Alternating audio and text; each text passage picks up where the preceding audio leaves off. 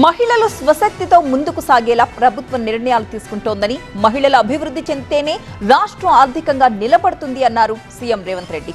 ఆడబిడ్డల అండతోనే కాంగ్రెస్ ప్రభుత్వం ఏర్పడిందని, మహిళల అభివృద్ధి కోసం అన్ని చర్యలు తీసుకుంటామని అన్నారు. తెలంగాణలో మహిళా సాధికారతను ప్రోత్సహించే దిశగా ప్రభుత్వం భారీ కార్యక్రమానికి శ్రీకారం చుట్టింది. ఇవాళ్టి నుంచి ప్రభుత్వ మహిళా వారోత్సవాలు ప్రారంభించిన ముఖ్యమంత్రి రేవంత్ రెడ్డి రాష్ట్ర వ్యాప్తంగా 8,000 ఇందిరాగాంధీ స్త్రీ శక్తి భవనాలకు సచివాలయం నుంచి వర్చువల్ గా శంకుస్థాపన చేశారు. ఈ సందర్భంగా కలెక్టరేట్లలో మహిళా సంఘాలతో సీఎం వీడియో కాన్ఫరెన్స్ ద్వారా ముఖాముఖి నిర్వహించారు. రాష్ట్రంలోని మహిళా సంఘాలకు సమావేశాలు నిర్వహించుకోవడానికి, ఆర్థిక కార్యకలాపాలు చేపట్టడానికి వీలుగా ఈ భవనాలు నిర్మిస్తున్నారు. ఈ వేదికగా మహిళా సంఘాలకు రాయితీపై రైస్ మిల్లులు, సూపర్ బజార్లు వంటివి కేటాయించనున్నట్లు ప్రభుత్వం ప్రకటించింది.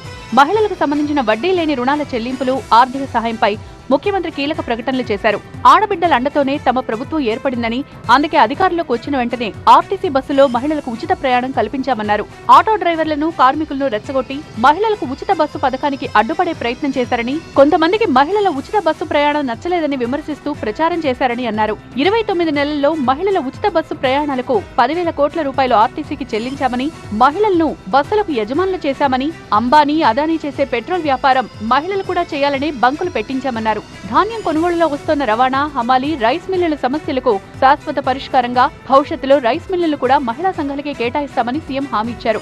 మహిళా సంఘాల కోసం ప్రత్యేకంగా లాజిస్టిక్ గోడౌన్లు నిర్మించి ఇస్తామన్నారు. భవిష్యత్తులో ఏ మిల్లులో కూడా మన బియ్యం, మన వడ్లు తీసుకెళ్లి వాళ్ళ గోడౌన్ల స్టాక్ పెట్టేదే లేదు. ప్రతి మండలంలో లాజిస్టిక్ పార్క్స్, పెద్ద పెద్ద గోడౌన్లు కట్టి మహిళల దగ్గరనే భద్రపరుస్తాం. ఆర్టీసీలో కేవలం ఉచిత ప్రయాణమే కాదు, భవిష్యత్తులో మహిళల్నే బస్సులకు యజమానులను చేయబోతున్నామని ప్రకటించారు. ఈ క్రమంలోనే మహిళా సంఘాలకు ఇచ్చే బ్యాంకు లింకేజ్ పరిమితిని 5 లక్షల రూపాయల నుంచి ఏకంగా 10 లక్షల రూపాయలకు పెంచుతున్నట్లు సీఎం ప్రకటించారు. మహిళా సంఘాలకు ప్రభుత్వం ఇచ్చే ప్రతి అండా ఒక అన్నగా ప్రభుత్వం పెట్టే సారి లాంటిదంటూ సీఎం రేవంత్ రెడ్డి అన్నారు. రాష్ట్రంలోని 119 నియోజకవర్గాల్లో సంఘాల ఆధ్వర్యంలోనే సూపర్ బజార్లు ఏర్పాటు చేస్తామని సీఎం ప్రకటించారు. ఇందుకోసం పట్టణ ప్రాంతాల్లో అవసరమైన ప్రభుత్వ భూములను నామమాత్ర పద్ధతితో లీజుకిప్పిస్తామని భరోసా ఇచ్చారు.